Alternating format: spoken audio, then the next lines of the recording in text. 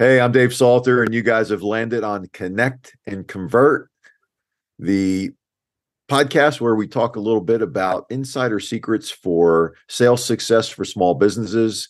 And I'm joined once again by my compatriot, Dennis Collins. Dennis, what's going on? How you doing, Dave? Good to be with you again. Good to be with you as well. Interesting topic today. We're going to talk about why do salespeople ask too little and talk too much?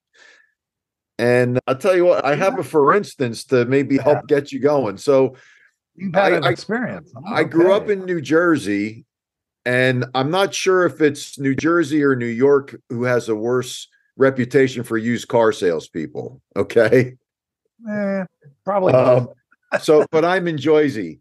And so these guys, I get it, right? So they've got a small profit margin. They want to maximize their time.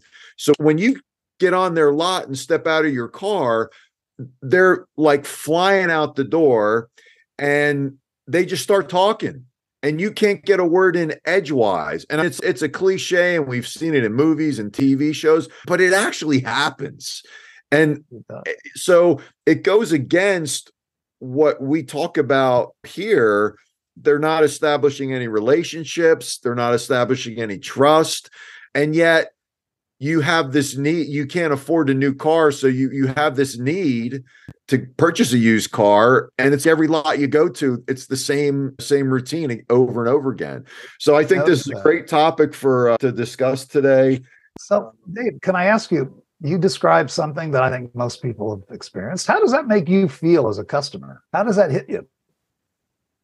I think the first impression you get is that they're not interested in me. They're interested in how much I'm going to put in their pocketbook. Yeah. So then that leads to the next thought is like, what if something happens to the car? Is there a warranty? Are they going to take care of this? So there's no personal connection. So then it makes you question the value of your transaction. Doesn't it though? Yeah. Should I do business with these people? Exactly. Wow. Pretty scary. I hate to tell you this, Dave, but the research recently is very clear. Unfortunately, salespeople are talking too much. They're talking too fast. They're using jargon, okay? And they're not actively listening. Shock! Newsflash, right? This is going to make national news. Unfortunately not. What's the common narrative about salespeople? The fast talking, pushy, only concerned about closing at all costs. Remember the movie Glengarry Glen Ross? Did you ever see that movie? I'm dating myself, but I do. You could have seen it online or something. It's out there. But classic example, Alec Baldwin is the sales manager. Always be closing. A, B, C. Yep. He had a whole list of things you're supposed to do and say, coffee is for closers. Put that coffee down. Some classic lines. Anyway, that's the pushy, over-aggressive, close at all costs that really doesn't, it's being used, but it really doesn't work much anymore. This has obviously a major, major impact on the probability of closing.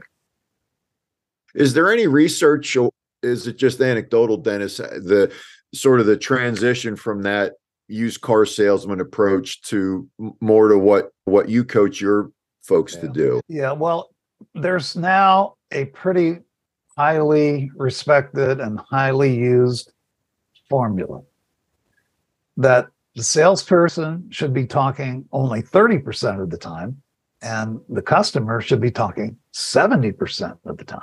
Wow. Think back to transactions maybe you've had recently. Was it 70-30? Or was it more 70 them talking and maybe 30 you talking? But, there's a bunch of reasons. Today, we want to investigate why this is happening. Yeah. This isn't just used car salesmen in New Jersey. This is everywhere. Worldwide, salespeople tend to overtalk and underask. So is there some psychology behind that? There happens to be. There are two Harvard researchers, Tamir and Mitchell. And they must not have had enough to do one day. And so they decided to do a research project on why we love to talk so much. And they use those fMRI machines. They can look at your brain lighting up and all this and that. And what they found out is that when we human beings are talking, when we're expressing, the brain, the part of the brain associated with pleasurable feelings, lights up like a Christmas tree. Okay. It's like a shot of dopamine. Okay. Wow. So there is a scientific reason why we like to talk so much. Point blank, it feels good. It just feels good. Okay. So you meet someone at a party, first time you ever met them, right? They're asking you a lot of questions. That's a very nice way to start a conversation. Ask a lot of questions. And they're actually listening to all your answers. But then, ta-da, it happens. You cross into the TMI zone.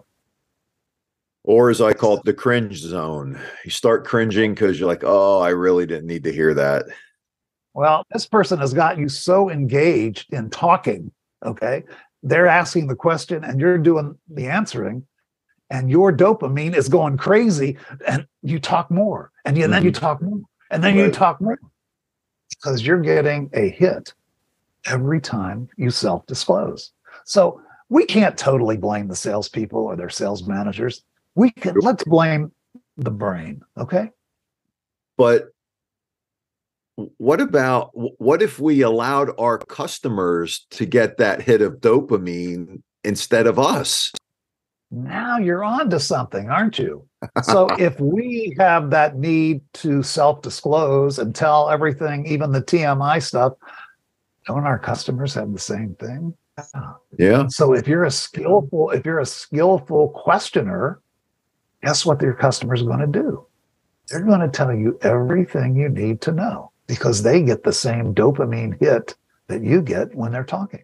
Dennis, why do you think salespeople attempt to control the conversation? Well, again, aside from the science, we found Tamir and Mitchell found another thing, by the way, in their research. People will give up money to spend more time talking about themselves. They did the study. They offered a substantial amount of money in different experiments, and then people said, no, I'd rather continue talking about myself. Really? Yeah. In the moment, it's much harder and far less rewarding to listen. What reward do you get for listening? It's a delayed gratification. If you're a good listener, you will get things at the end of the day, maybe a closure of a sale, better understanding. But the immediate dopamine is talk. That's immediate. The value, the benefits of listening only come later. So there's got to be some reasoning, maybe some causes behind salespeople who like to talk too much, other than the scientific part of it. Here's what I've found in monitoring thousands of sales calls, both recorded calls and in-person calls. Here's a couple things that I find cause salespeople to talk too much. Number one, they want to impress their customer. I am the smartest guy in this room. I know my stuff. They feel that they have to inform, to educate, to pitch everything they know. Right. A couple of weeks ago, I got a recorded sales call in a state where it's legal, by the way, from a client. He sent me a recording of one of his salespeople. It was 53 minutes in length. Okay. So I clocked it. The first clock, it was how much time was the salesperson talking? How much time was the customer talking? Take a guess, Dave. What do you think? 80-20 salesperson. 43 minutes out of the 53 minutes was the salesperson talking. Wow. Yeah. And this is a person allegedly who has been trained not to do that. So it's a hard habit to break. Most of us are taught to pitch, to present when selling. That's how I was taught. Most people were taught to pitch. They are taught to memorize a presentation, a proposal, and to regurgitate it upon command. That's comfortable. That's a comfort zone. Okay. It's uncomfortable when I have to come into your home or meet with you and I have to ask you questions. Oh my gosh, what questions am I going to ask you? I don't know enough questions to ask you. What if you give me an answer that I can't handle? So there's a lot of fear, a lot of outside the comfort zone when you start having to ask questions. They're nervous, they're anxious, and what makes people feel better is, okay, let's talk. It makes your dopamine fire, and that's your comfort zone. Does that make sense? Yeah, because silence is awkward, right? So if nobody's saying anything, you have silence. So the talker is always compelled to try to fill that silence, and then you get that hit of dopamine, like you said, and off you go. You touched on, there's two things. Number one, I think it's remarkable because nobody understands how much research that you actually do on this. So the fact that you've monitored that many sales calls is remarkable. I mean, so because a lot of times we say this a lot of times, people don't trust you until they know you. But if I was looking for a sales coach and I understood how much time and effort that you put into studying this, it's pretty incredible. The other thing is that I find interesting, and this is our next nugget, if you will. When I was in school a century ago, I was terrified to ask questions. Like, if you asked the question in class, you were the dumb person, right? And so consequently, I would always try to find a seat that was middle or back of the class so I wouldn't get called on. And the hand never went up, right? Yeah, the hand never went up. I'm not asking a question. I don't know what the hell the teacher just said, but my mom or dad maybe can figure it out tonight when I go home, but I'm not going to be the one to ask the question. So why don't salespeople ask more good questions?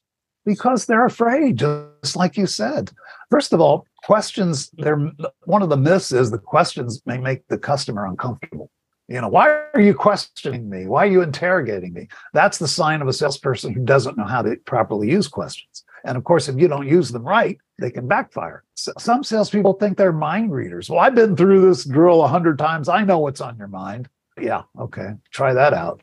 It's a bad habit. We get in habits. We get in the habit of pitching and presenting and not asking. It's much easier to fall back in that comfort zone, that tell mode. They don't want to bring up, they're afraid they might be bringing up an issue the customer hasn't already thought of. Okay. So I've heard that excuse from many salespeople. Why didn't you ask more questions? Well, I didn't want to raise an issue that the customer hadn't already thought of. Oh, really? Poor training. They're unprepared. You've got to prepare your questions. I use a quadrant to describe a lot of things, 4 quadrants to describe a lot of things in life. There are 4 kinds of questions. We'll do a podcast on that one day. There are 4 different kinds of questions that you use in a sales call, and we'll talk about that. So to me, there's a third part of this. And so how would you go about coaching someone to do what I'm getting from you are the 3 most important things? A, stop controlling the conversation.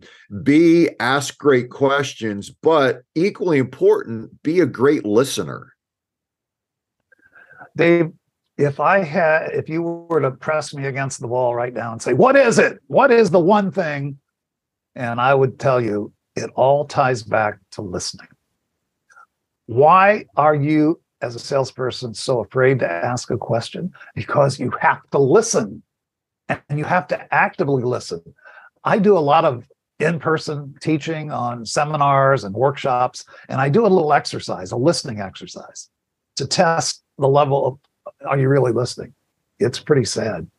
We do not listen. Mm-hmm. And most people don't know how to listen. So one of the things we teach in our sales training, one of the early workshops is active listening. How do you prove that you're actively listening? There are ways to prove that. We touch that in our workshops. Embrace pauses and silence. Dramatic, huh? Concentrate. It's difficult not to be thinking about what you're going to say next while another person is talking. That's if you don't have your questions mentally prepared, a scheme, a format, a framework of questions. That's what we teach in our 4 quadrants, so that you know what quadrant are you in. We'll tell you what questions to ask, okay? Actively listen. I think if we were all active listeners, we would all ask better questions. We wouldn't be afraid of them because we know we can handle any answer that we're given. When you actively listen, you are prepared to, if you know how to actively listen, you can handle any answer. So the interesting thing is, after I spent decades not wanting to ask questions in class, my first profession was asking questions as a journalist, right? But what I used to do is, and I don't know how we'll see your quadrants maybe in another episode. Yeah, that's a whole nother story. Yeah. So what I used to do is I would do a little research on the subject, whether it was a person or event, whatever the thing might be. And then I would only prepare like maybe 3 or 4 really good questions, because what I started finding out as I became a more seasoned journalist is that most times what the person's response would trigger a better question than something I might have written down beforehand. So this kind of reinforces what you're talking about listening, because I found that the more I was unprepared, in a sense that I didn't have 12 questions written down, if I went in with 3 or 4 really good questions and I let the other person respond and listen to those and play off of those responses, I ended up with much better material than if I just rattled off those 12 questions that you might write down. Well, you just taught one module in our sales training. We call it the chain of questions. Yeah. And you can only have a chain of questions if you're listening. If you're not listening, you can't do it, because you'll go back to your sheet and the next question has nothing to do with the last answer, which makes you seem like a total fool. So we teach listening as an entree into a chain of questions, which, as you just so correctly said, gives you better information. Before we close up, is there anything we missed on this? Is there any more you want to reinforce about listening? I think we just got to overcome that chemical thing that we all have, that human chemical thing to speak. Also, social styles has it. We talked about this in another segment, the languages of the customers. The driver and expressive type social styles live to talk. They live to make declarative statements. The amiable and the analytical live to ask. So myself, as an expressive driver, I had to learn how to ask questions. It is not natural to me. It is against my 2 main styles. It was a struggle. It still is a struggle. And I understand, for those of you who have that same struggle, I get it. But guess what? We've got to turn that around. If you're going to be a success in sales, more questions, fewer statements. Yep. Stop controlling conversation. And listen. Absolutely. Listen. After you get done listening, listen some more. Sounds great, Dennis. Thanks for your insight. As always, a lot to learn. That wraps up another issue of Connect and Convert, where we give you some insider information on successful sales strategies for small business owners. I'm Dave Salter with Dennis Collins, and we shall see you next time.